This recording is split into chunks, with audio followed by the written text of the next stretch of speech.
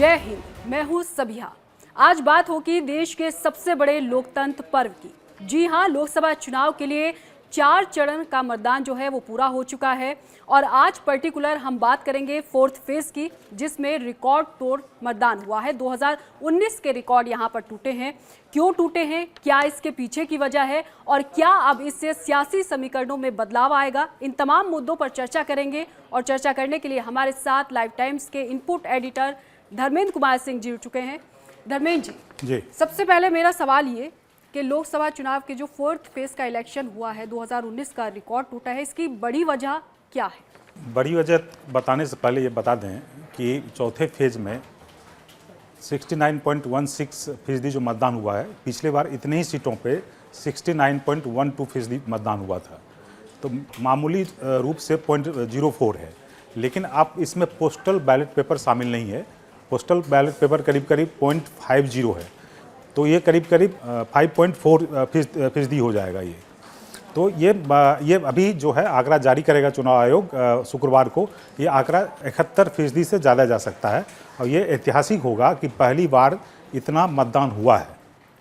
जी धर्मेंद्र जी, अगर इतना मतदान चौथे फेज में हमने देखा कि 2019 का रिकॉर्ड टूट गया, तो ये रिकॉर्ड हमें पहले, दूसरे और तीसरे चरण में क्यों नहीं देखने को मिला?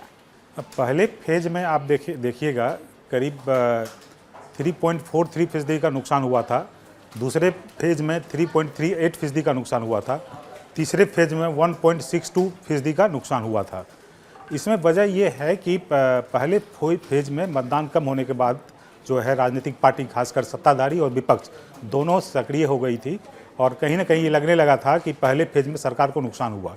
तो सरकार जो है पहले फेज के बाद जो है आक्रामक हो गई है और तरह तरह के मुद्दे को लाने की कोशिश किया। आप देख लीजिए कि 5 अप्रैल को जो है कांग्रेस का चुनावी घोषणा पत्र आया था, लेकिन उसके 15 दिन के बाद, यानी कि पहले फेज के 2 दिन के बाद 21 अप्रैल को मोदी ने राजस्थान में मुद्दा उठा दिया मंगलसूत्र और मुस्लिम का।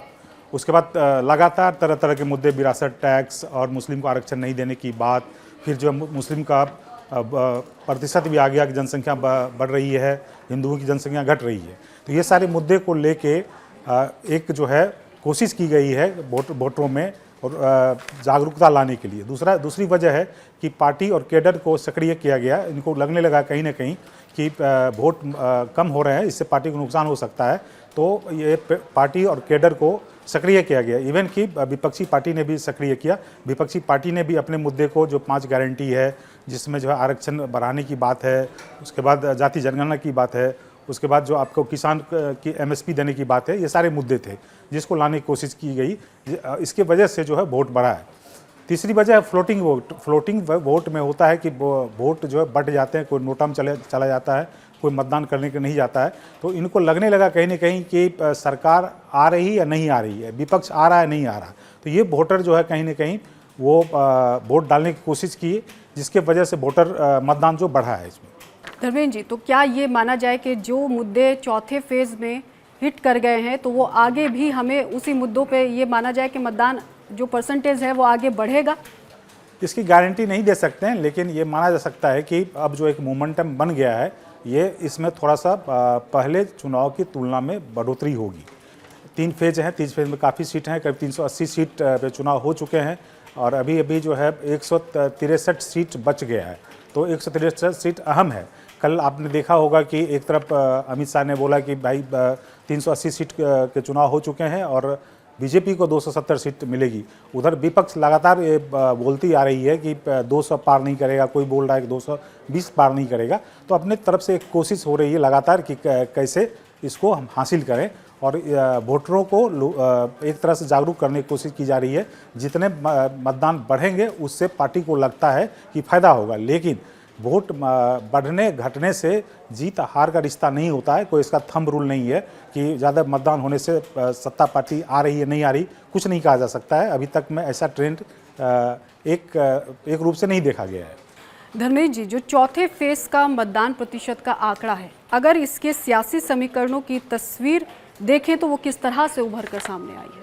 किस तरह से सियासी समीकरणों में बदलाव होगा आगे के फेज में? मतदान जो है इसका मतलब है इसमें किसको फ़ायदा होगा। फ़ायदा के लिए दोनों पार्टी क्लेम कर रही है। आप देखिए कि आज जो है खरगे साहब 10 किलो अनाज की बात कर रहे हैं और वो चौथे फेज के चुनाव हो चुके हैं और 5वें फेज में कर रहे हैं, जबकि उनके पास गारंटी का पिटारा है, एक तरह से झोली है और ऐसी गारंटी है यदि वोटर उस पर मेहरबान हो जाए तो नैया पार हो जाएगी। लेकिन कहीं ना कहीं जो है लगता है कि ये जो है 5 किलो का अनाज जो है महत्वपूर्ण रोल अदा करता है। 80 करोड़ लोगों को दिया जा रहा है, 5 साल तक ऐलान किया गया, तो इनको लगता है कहीं ना कहीं 10 किलो का ऐलान कर देने से वोटर रिझ जाएंगे। लेकिन आप देखिए कि पिछले चुनाव में न्याय योजना लाया गया था, लेकिन न्याय योजना चला नहीं, तो इस पर डिपेंड करता है कौन मुद्दा चलेगा कौन नहीं चलेगा। चौथे फेज की मैं अगर बात करूं तो उत्तर प्रदेश और बिहार में सुधार जरूर देखने को मिला, लेकिन श्रीनगर में क्या हुआ?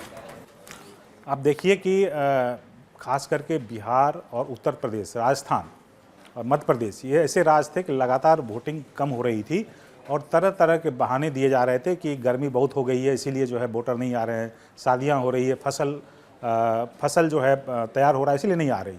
बेसिकली वो गर्मी नहीं थी, वो गर्मी से ज़्यादा इम्पोर्टेंट था उत्साह नहीं था लोगों में। लेकिन अब उत्साह धीरे धीरे बढ़ रहा है तो वोट भी बढ़ रहे हैं। आप जम्मू कश्मीर की बात करें, करीब 24% जो मतदान बढ़ गए हैं और 1996 के बाद पहली बार जो है यहाँ पे इतना मतदान हुआ, जबकि 2019 में केवल 14% हुए थे, इस बार 39% हुआ है। तो इतना मतदान होने के मतलब है कि 370 हटाने के बाद वहाँ पे एक बदलाव देखा जा रहा है। बदलाव मतलब जो है वहाँ पत्थरबाजी रुक गई है, वहाँ पे टूरिज्म बढ़ गया है, वहाँ पे आतंकवादी घटना घट रहे हैं, लोगों में कहीं जो जम्मू कश्मीर के लोग हैं वो इंडिया की तरह ही सोच रहे हैं, उसको भी रोजी रोटी की बात है, उसको भी IAS IPS बनना होता है। आप देखिएगा इस अभी जो UPSC का रिजल्ट आया हुआ है उसमें काफ़ी युवा लोग जो है पास किए हैं, उसमें भाग लिया है, पास किए हैं, उससे फ़ायदा हुआ है, तो वो भी मुख्य धारा में आ रहे हैं। उनको लग रहा है कि आतंकवाद से बहुत फ़ायदा नहीं होने वाला है, इसकी वजह से ऐसा हो रहा है। लेकिन आपको छत्तीसगढ़ में भी मतदान बढ़े हैं, तेलंगाना में मतदान बढ़े हुए हैं। आप UP बिहार की बात करें जहाँ की 4 से 5% का नुकसान हुआ था, इस बार 1% के नीचे सिमट गया। और मुझे ये लगता है कि जब चुनाव आयोग आखिरी डेटा रिलीज करेगा तो वो भी कमी जो है भरपाई हो सकता है।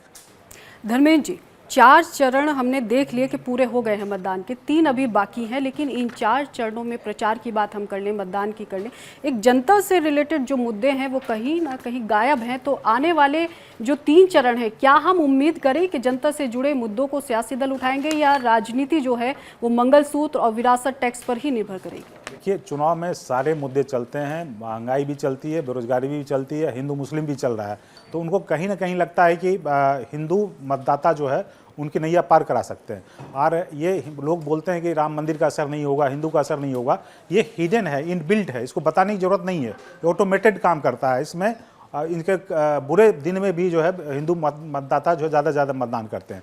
जहाँ तक जो आपकी मुद्दे की बात है, मुद्दे ऑलरेडी चल रहे हैं, जिसमें मोदी सरकार के 7-8 गारंटी काम कर रहे हैं फील्ड में। शौचालय, घर है, नल जल योजना है, जनधन है, उसके बाद आपका घर देने की बात है, उसके बाद इलाज कराने की बात है, ये सारे मुद्दे चल रहे हैं। और विकसित राष्ट्र बनाने की बात कर रहे हैं, उसके बाद जो आपको 5 ट्रिलियन इकोनॉमी की बात कर रहे हैं। उधर विपक्ष की तरफ से मैं लगातार बार बोल रहा हूँ कि ये ऐसी गारंटी है, यदि केवल मुद्दे लुभावने वादे पे यदि वोटर वोट करने लगे तो कांग्रेस को भारी जीत होगी।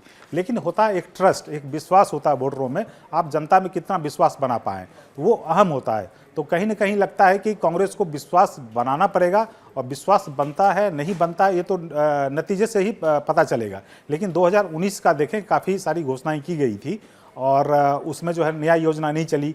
अभी मध्य प्रदेश में आप देखे होंगे कि बहुत सारे जाति जनगणना, आरक्षण देने की बात, किसानों के अनाज की दाम बढ़ाने की बात, महिलाओं को पैसा देने की बात, लेकिन कहीं ना कहीं वो चला नहीं है। तो बेसिकली यहाँ पे जो होता है निर्णायक नेतृत्व जो है एक अहम रोल करता है। वो खासकर 1952 से लेकर अभी तक नेता यदि मजबूत है तो पार्टी मजबूत होती है, नेतृत्व कमजोर होता है तो पार्टी कमजोर होती है। नेहरू जी जब मजबूत थे तो पार्टी भी मजबूत थी, इंदिरा गांधी जब मजबूत थी तो पार्टी भी मजबूत थी। आज कांग्रेस पार्टी में नेतृत्व कमजोर है तो पार्टी भी कमजोर है।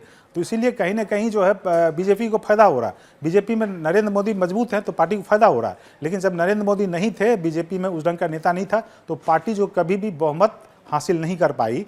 तो एक नेतृत्व बहुत फैक्टर होता है। नेतृत्व से ये थंब रूल है इंडिया में कि नेतृत्व से पार्टी मजबूत होती है और पार्टी से नेतृत्व मजबूत नहीं होता है।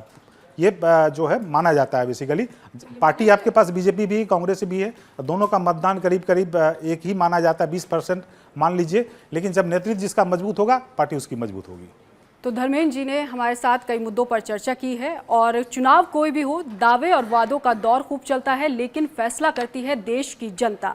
और 4 चरण का मतदान पूरा हो चुका है और जनता ईवीएम में उम्मीदवारों के भाग्य का फैसला भी तय कर देगी और 3 चरण का मतदान देखना अभी बाकी है। देखेंगे ये कि चौथे चरण का जो रिकॉर्ड एक नया बना है वो आगे चरणों में देखने को मिलेगा या नहीं, ये फिलहाल अभी आगे हम बात करेंगे। लेकिन आज बस इतना ही, मुझे दीजिए इजाजत। जय हिंद।